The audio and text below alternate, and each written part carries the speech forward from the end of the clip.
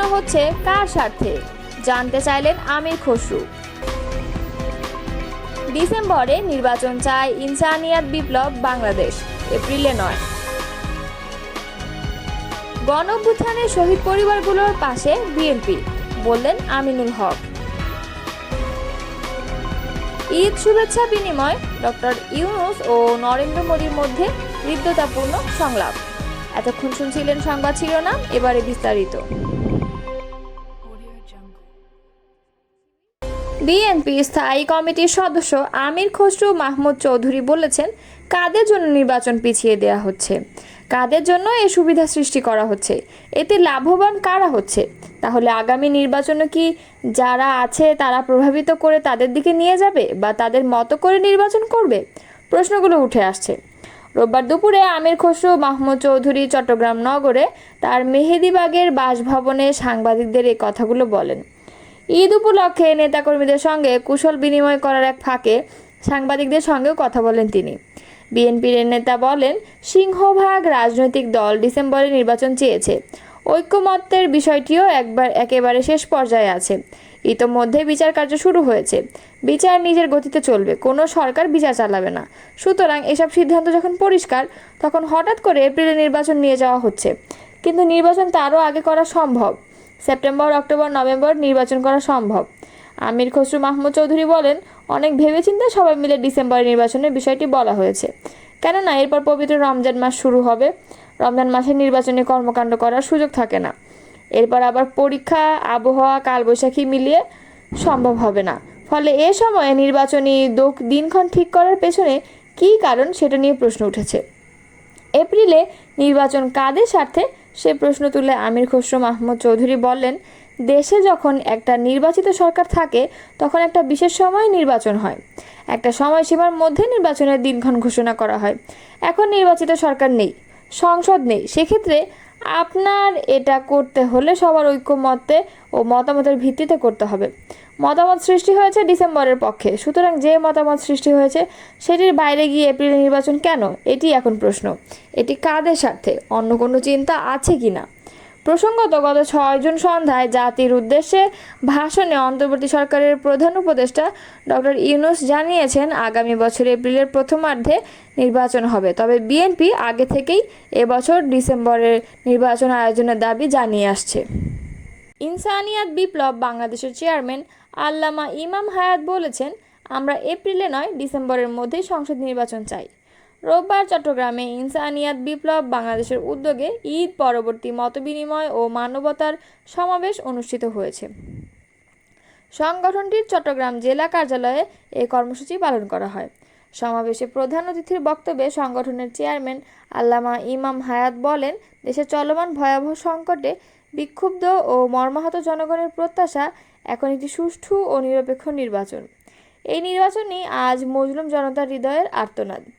তিনি আরও বলেন, দেশ, ধর্ম, গণতন্ত্র, জীবনের নিরাপত্তা এবং স্বাধীনতা রক্ষায় এখনই ঐক্যবদ্ধ হতে হবে।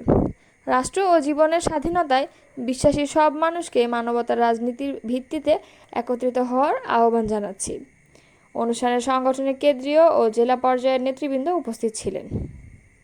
বিএনপির ভারপ্রাপ্ত চেয়ারম্যান তারেক রহমানের পক্ষ থেকে গুম এবং 24-এর গণঅভ্যুত্থানের শহীদ পরিবারের কাছে ঈদ উপহার পৌঁছে দেন বিএনপির কেন্দ্রীয় ক্রীড়া বিষয়ক সম্পাদক ও ঢাকা মহানগর উত্তরের আহ্বায়ক সাফজয়ী ফুটবলার আমিনুল হক।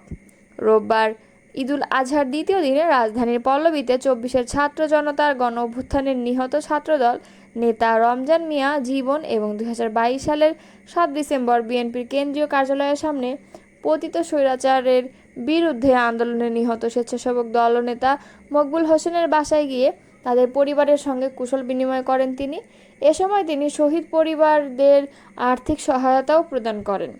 সবশেষ সম্প্রতি সন্ত্রাসীদের গুলিতে নিহত শ্রমিক দল পল্লবী থানার 5 নম্বর ওয়ার্ডের শ্রমিক দলের সহসভাপতি বিল্লাল গাজীর বাসায় গিয়ে তার পরিবারের সঙ্গে সাক্ষাৎ করেন বিএনপি নেতা আমিনুল হক।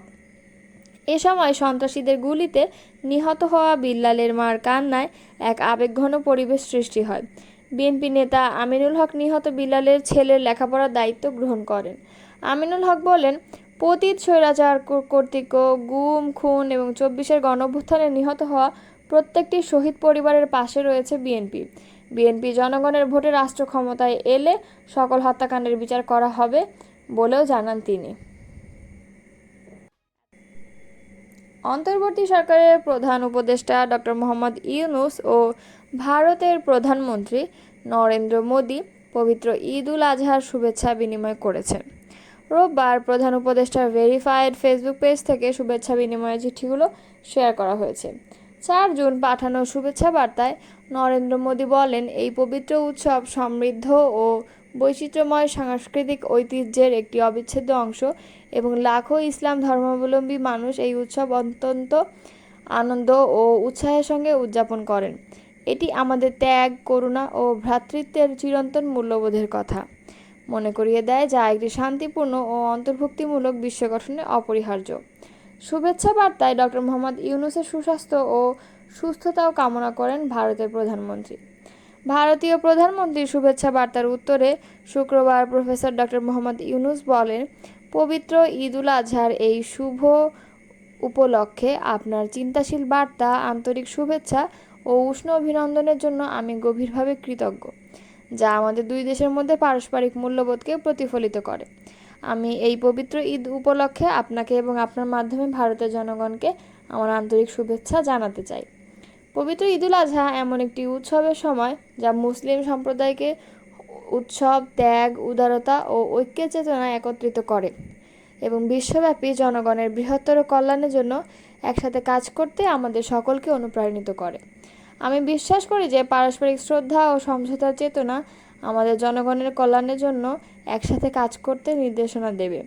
ডক্টর মোহাম্মদ ইউনূস এও বলেন, এই পবিত্র ঈদে আমি আপনার সুস্বাস্থ্য ও সুখ এবং ভারতের জনগণকে শান্তি, অগ্রগতি ও সমৃদ্ধি কামনা করছি।